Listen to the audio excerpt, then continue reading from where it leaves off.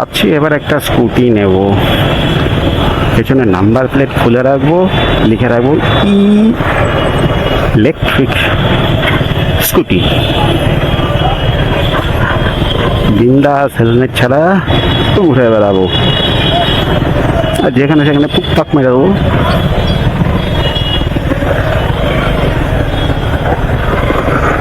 ইলেকট্রিকের জিনিসের সব কিছুতেই ছাড়, ঠিক এই কাকার মতন। এই কাকা ঢুকিয়ে দাও, ঢুকিয়ে দাও।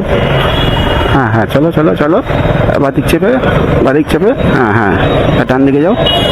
এই তো গুড, কাকা কথা শুনছে, ওই দেখো।